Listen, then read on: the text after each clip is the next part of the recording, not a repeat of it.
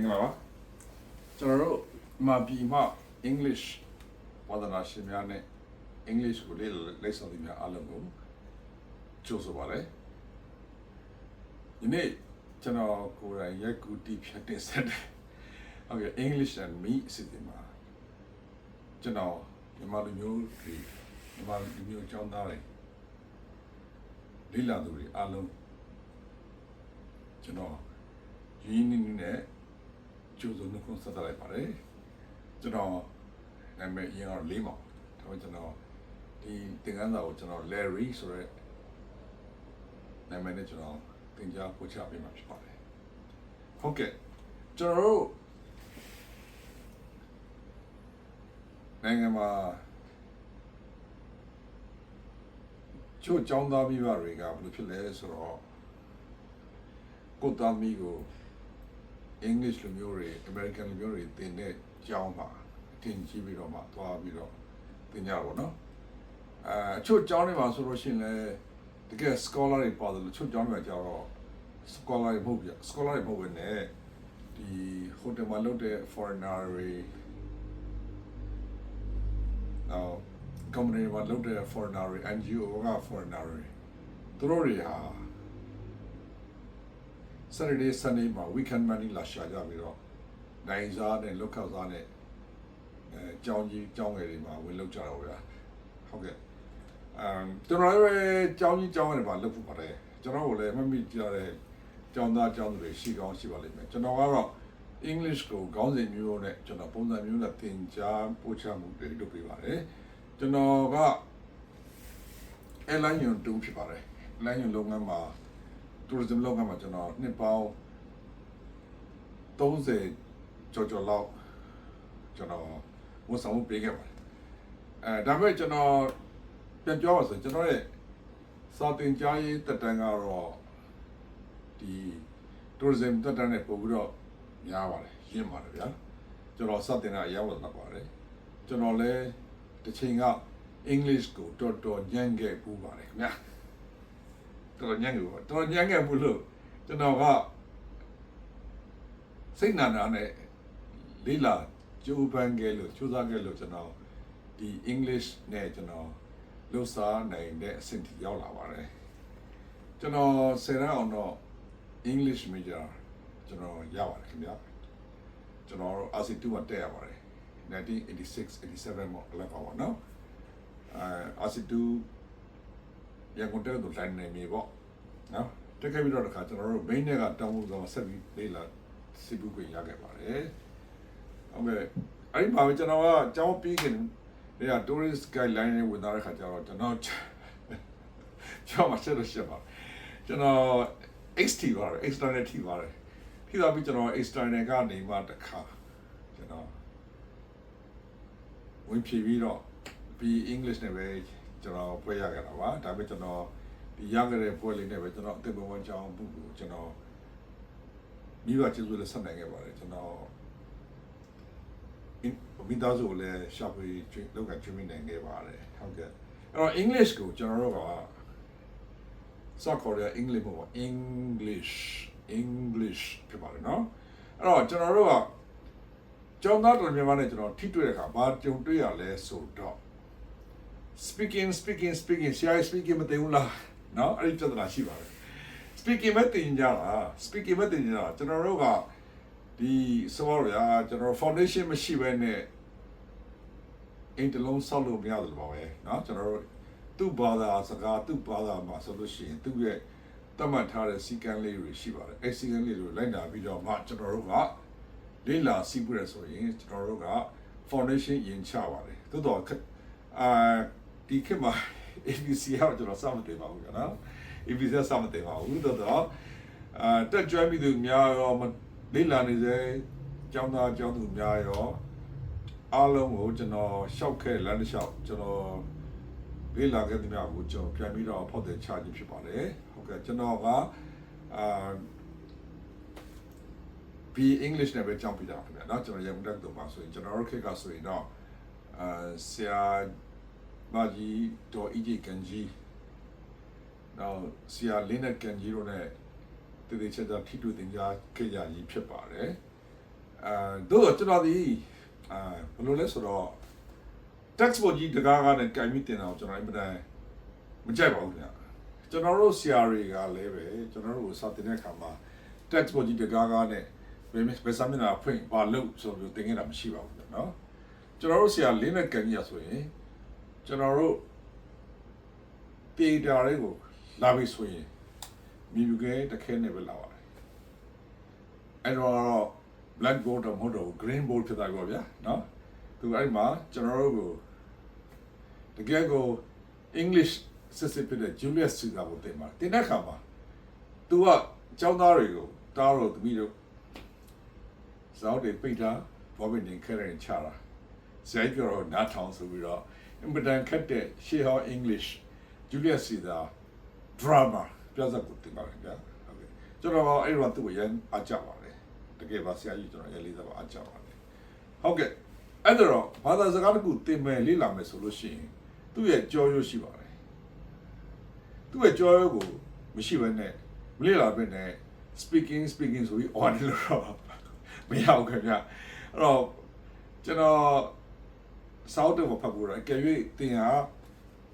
ဘာသာစကားတစ်ခုဆိုတော့ English ကိုလေ့လာမယ်ဆိုရင် speaking ပြောရဖို့အတွက်တင်ဟာ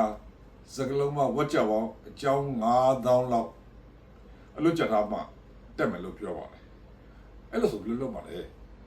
ကျွတ်တူရေးစာတင်လို့ဖြစ်တာမဟုတ်ဘူးเนาะအဲ့တော့ကျွန်တော်တို့က English ကိုလေ့လာတဲ့အခါမှာအချိန်မရွေးထပ်ပြောတင်းလို့ထပ်ပြောရောင်းရင်လည်း English ရအောင်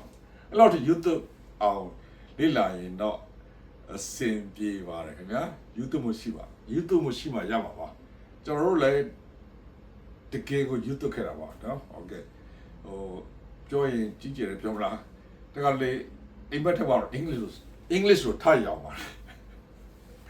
โอเคဒါကတော့ကျွန်တော်အပေါ်စကားတွေပြောနေကြတော့မဟုတ်ပါဘူးခင်ဗျာကျွန်တော်ဖြတ်သန်းခဲ့တဲ့ English learner ဝါကိုကျွန်တော်တင်ပြခြင်းဖြစ်ပါတယ်ခင်ဗျာကျွန်တော်ဒီဆက်ပြီးတော့တင်သွားမယ်တင်ခန်းစာတွေမှာဘာတွေပါမလဲဆိုတော့ grammar လည်းပါပါမယ်အတန်ထွက်အတန်နေအတန်ထားတွေလည်းပါပါမယ်ခင်ဗျာနော်ကျွန်တော် focus လုပ်ပြီးတင်သွားမယ် English ကတော့ British English တော့မဟုတ်ပါဘူး American English ပြောတယ်ခင်ဗျာ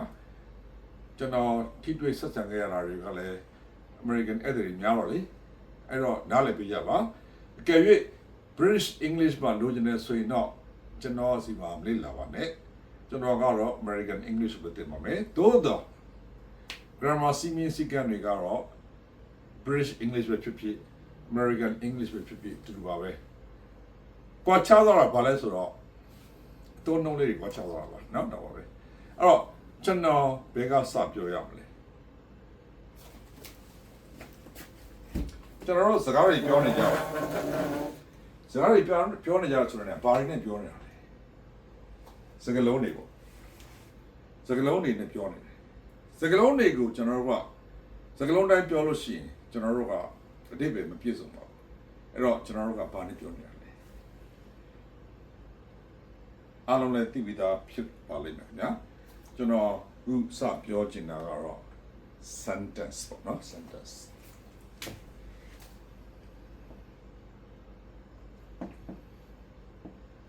ဟုတ်ကဲ့ grammar စကားမှာဘောရမှာဆိုရင်ကျွန်တော်တို့က sentence ကို syntax လို့ခေါ်ပါတယ်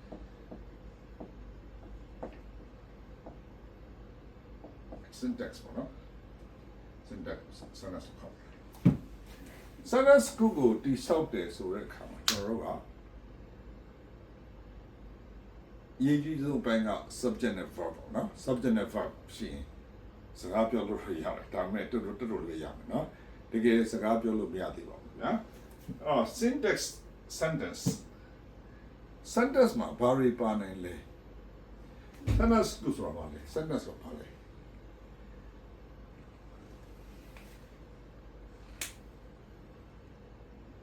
sentence ကို words နဲ့တိစောက်ထားပါလေအဲ့တော့ကျွန်တော် sentence ရဲ့အဓိပ္ပာယ်ကိုကျွန်တော်ဖွင့်ဆိုလိုက်အားလုံးလည်းသိပြီးသားဖြစ်ပါလိမ့်မယ်ကျွန်တော်ငယ်ငယ်တုန်းကသင်ခဲ့ရတဲ့စာအုပ်အနီပေါ့ Ryan and Martin စာအုပ်ကိုသင်ခဲ့ကြပါတယ်အဲ့မှာသူကဘာပြောရလဲဆိုတော့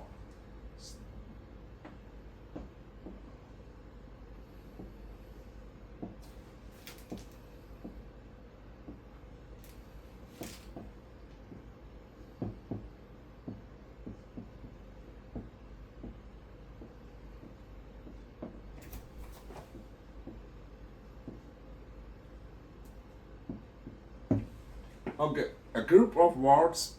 that makes complete sense. အဲ့တော့ဘာမှမပြောရင်တော့ရှင်းရှင်းလေးပါအားလုံးလည်းမြန်မာစာသင်မှုကြပါလေမြန်မာစာဝတ်ကြကျွန်တော်ဝါကြလို့ရေးပြီးဝတ်ကြလို့ထွက်ပါတယ်ဝတ်ကြဆိုတာပါလေကျွန်တော်တို့ပြောတဲ့စကားတွေဝတ်ကြတယ်ပေါ့ပြောနေတာလေအကြောင်းအရာတွေပြောမယ်နော်ဝတ်ကြတွေပြောမယ်နော်အဲ့တော့ဒီပဲပြည့်စုံတဲ့စကားစု a group of words that makes complete sense a group of words that makes complete sense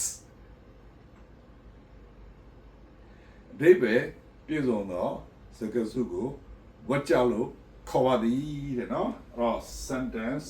the most syntax ပေါ့နော်အဲ့တော့ syntax ဆိုတဲ့ sentence တွေကျွန်တော်တိစောက်တက်သွားပြီဆိုရင်ကျွန်တော်တို့ကပြောလဲပြောရသွားမယ်ရေးလဲရေးတတ်သွားမယ်